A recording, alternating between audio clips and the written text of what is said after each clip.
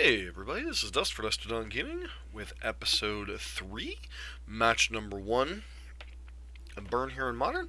Much like Nikachu MTG, we're doing daily episodic matches with modern decks here. Don't forget a reminder, if you like what you're seeing, please consider giving a subscribe, a like, and comment down below for any playlines or comments on card choices if you have something constructive to say. Alright, so this is Back to Basics Boros. This is by Sandy Dog MTG, or Brandon Burton. Several-time Pro Tour competitor, most known for playing Burn in Modern. So, basic Boros list, very similar to what we'd been running. From the original list we were running, cut 2 Skullcrack, 2 Lightning Helix, fit the 4 Skewer the Critic in the main. Cut 1 land for a Grim Lavamancer.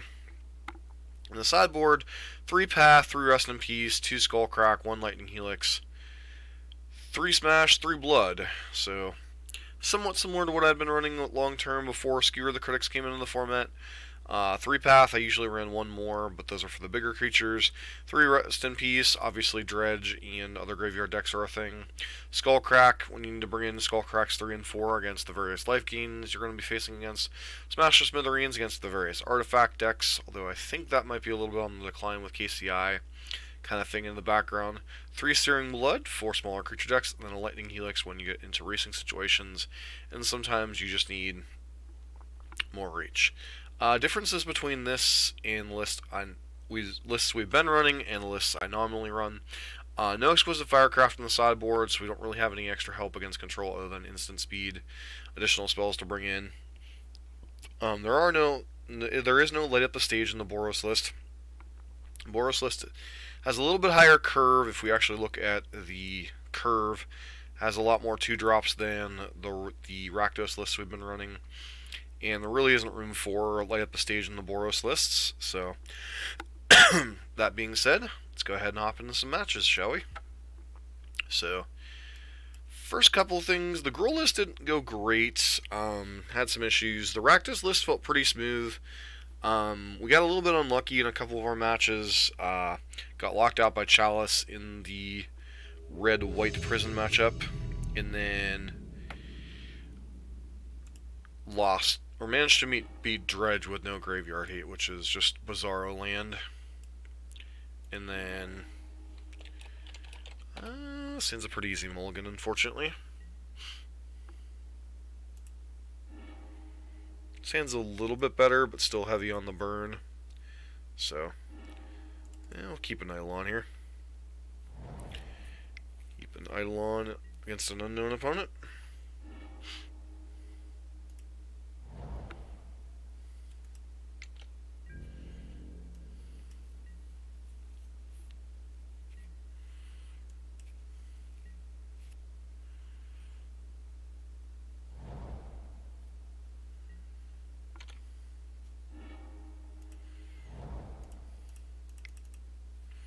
Suspect this is not resolving.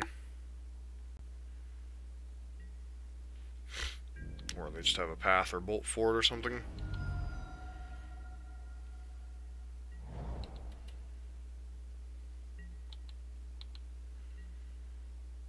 Nothing. Alright.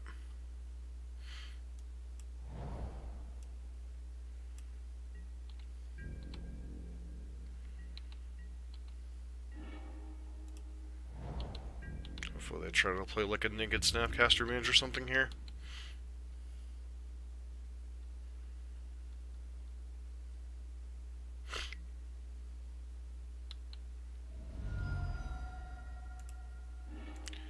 Notably, that will trigger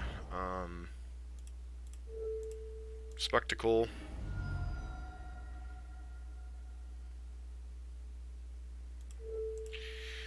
They have Timely in the main, There's not really much we can do about it. Just play around their counter magic as best we can here. Because it does look like we were up against blue-white.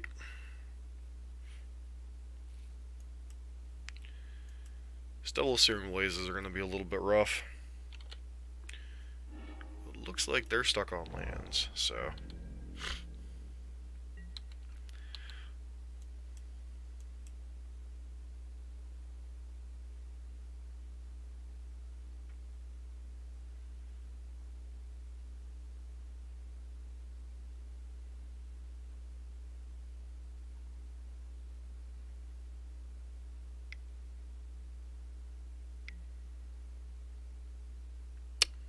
Oh my.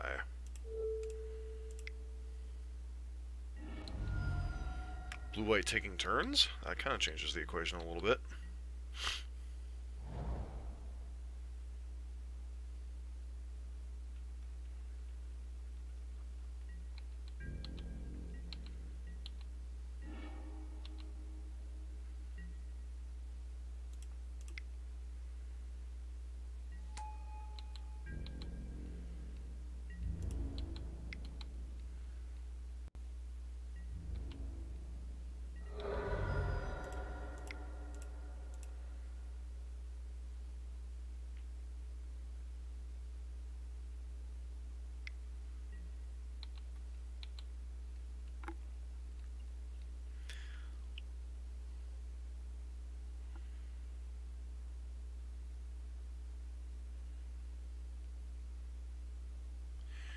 I thought they were blue-white controlled. They're blue-white taking turns.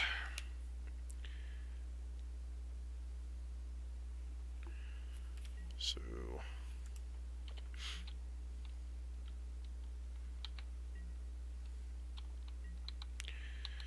presume they're going to start trying to go off this turn.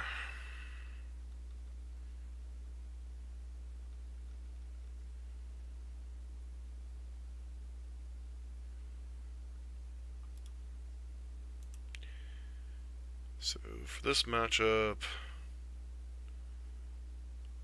Lightning Helix and the 2 Skull Cracks.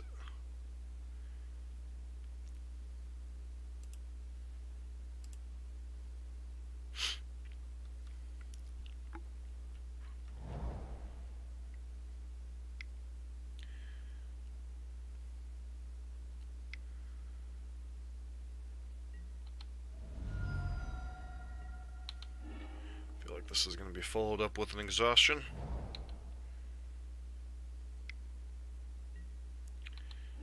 Yep, color me surprised here.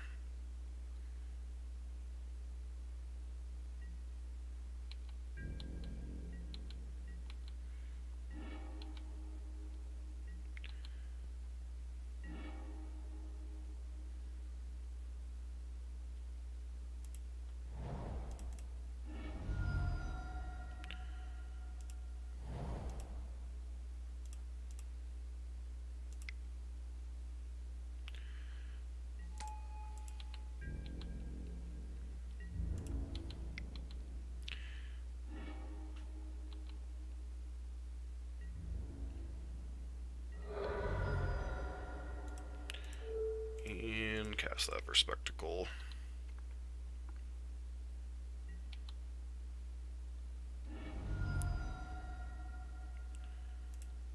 Alright, so... blue-white taking turns, huh?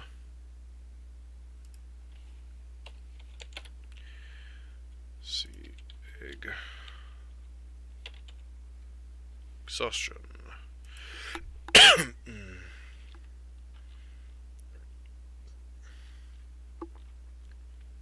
Only current taking turns list that's done well is blue-red, but we can presume things like timely reinforcements and possibly Blessed Alliance are coming in, so bring in the Skull Cracks, bring in the Lightning Helix.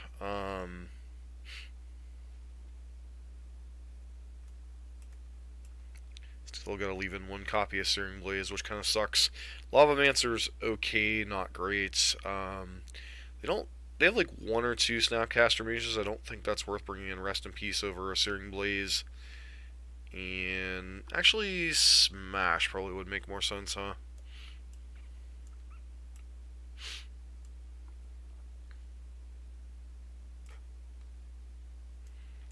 Just like 1 Smash, because they go down on Howling Mines. They only play like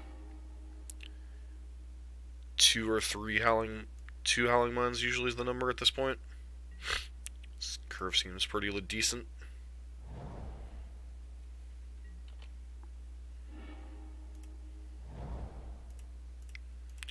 Got 1 guide.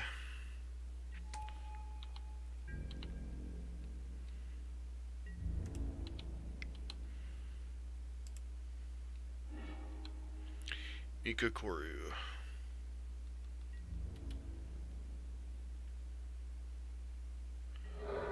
So it doesn't look like they have path here, so that's a positive.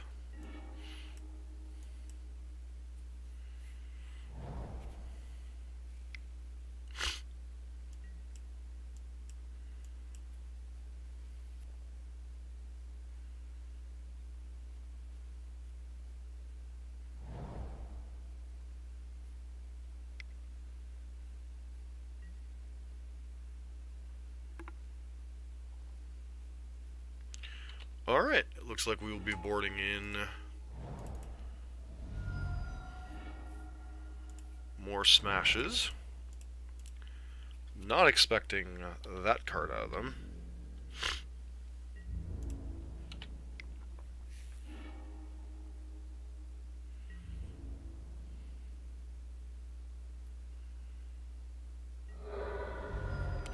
Also means they will not have Path to Exile, which is interesting.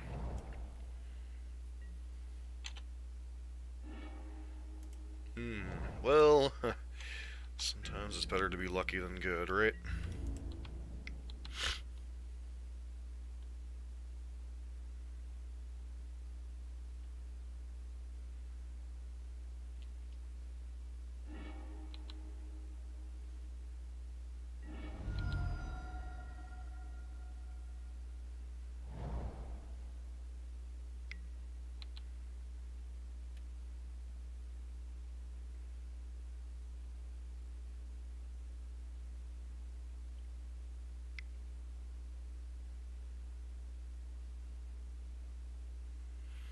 Yep, definitely casting Snapcaster Mage.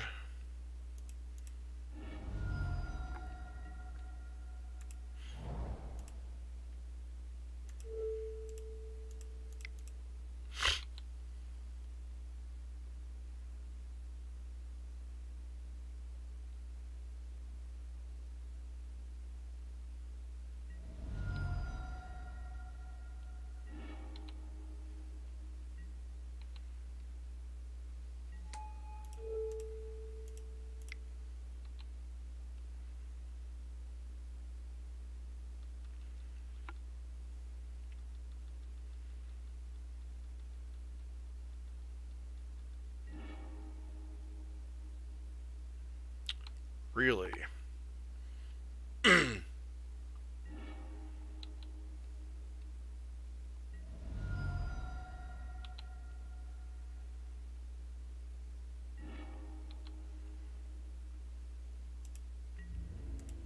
exile 2 cards to do it.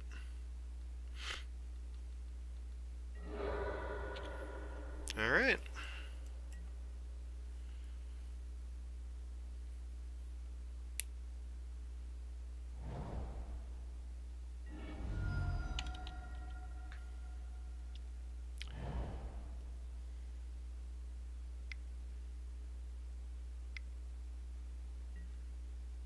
Chalice on 2, sure. Interesting tech. GG, well played. Alright, so 1-0 against blue-white taking turns. So far, thoughts on the list. Does feel like we're 1 card short in against the controlling matchups. Just in terms of cards, the ability to board out. I think when doing so 3, 4, 5, 6, 7, 8, 9, 10, 11. I think the correct 3, 4. I think the correct cut was probably either another fetch land or one of the inspiring vantages. I think only having 2 Sacred Foundries in the list may also be incorrect. Just from personal standpoint, as far as getting color screwed and such with some of the ways people try to play in the format. But overall, I think Mr. Sandy Dog MTG did a pretty solid job with this list so far. And this has been Dusk for Dusted on Gaming. Don't forget to like, comment, and subscribe.